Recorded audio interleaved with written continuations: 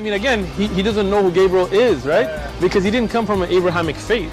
The people of Mecca were pagan. Quran is mentioned, if this book was from other than God, they would have found in it many contradictions. If a book is without contradictions, that has no bearing on whether it comes from God or not. I've had phone books that are inerrant, but I certainly don't think God gave them. That we believe without understanding.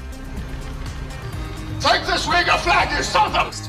That the standard narrative has holes in it. The Prophet tells us because Satan or the devil sleeps over our nostrils. Those who oversleep and not pray Fajr on time, Satan urinates in their ears. I really do think Jesus was crucified and that he really was dead and buried. He thought that he was a son of God in the sense that he was specially chosen by God. I think Jesus really did think he was going to be the Messiah, the future king of Israel. I mean, that is, after all, why they crucified him. Poser to the stupidity of the cult of Islam. It turned out that what Muslims they call monotheism is a copy word by word from the Hindu scriptures. It's not me who is saying that. It is Zakir Naik, may Allah grant him a lot of virgins in heaven. So this is your Zakir Naik. So Muslim, don't tell me you are lying, don't tell me etc. This is Zakir Naik is going to tell you the concept of God in Islam.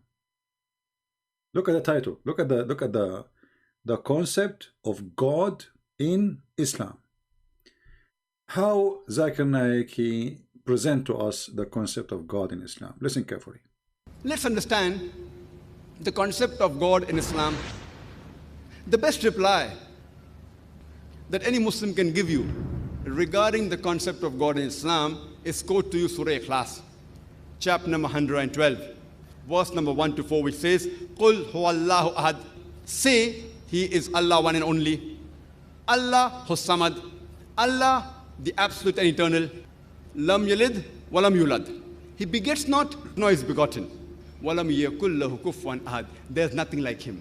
This is the four-line definition of Almighty God given in the glorious Quran.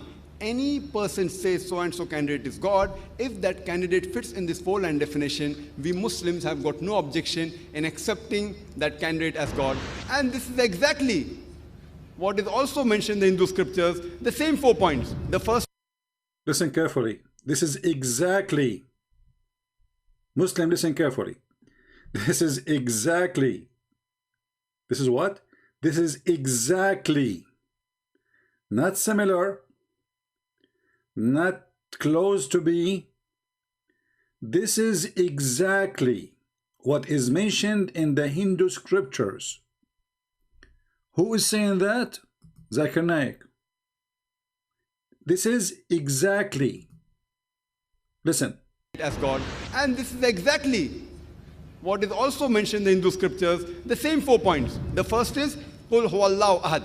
Say He is Allah one and only. Same as Chandogya Upanishad, chapter number 6, section number 2, verse number 1, which says, Ikkam evidityam. God is only one, without a second. The second point, Allahu Samad. Allah, the absolute eternal.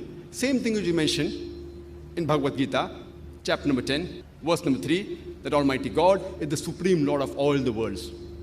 Point number 3. Lam yalid walam yulad. He begets not, nor is begotten.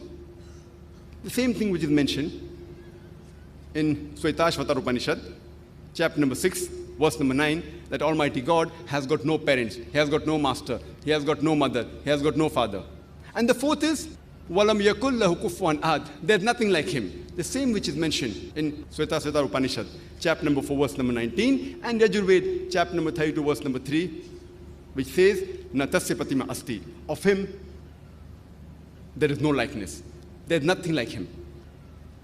So if any person says so and so candidate is God, if that candidate fits in this four-line definition, which is mentioned in the glorious Quran in Surah Ikhlas, or the Hindu scriptures, we Muslims have got no objection in accepting that candidate as God.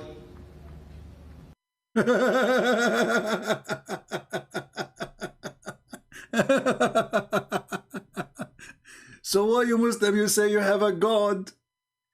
You know, the funny about this stupid religion, they say to you that the Hindus are pagan. They say to you that the Hindus, they are not going to go to hell. Then we find that the Muslims, they stole from the Hindu scriptures exactly the same verses, and they put them in a book which came thousands of years after. If we go and search how old is the Hindu scriptures is, like the one he was reading for us from, you will see it goes between 1200 BCE and 200 BCE. So who stole from who? Who is the one who stole the God concept? The one who wrote the book thousands of years before Muhammad, or the one who came thousands of years after the Hindus? And as long Zakir Naik said the word exactly the same, and we agree with it, then how the Muslim, they say that Muhammad was Abrahamic, and he claimed that he was following Abraham, when in fact he was following the Hindus' God? How in the world that work? Have you ever heard of a stupid religion more than this?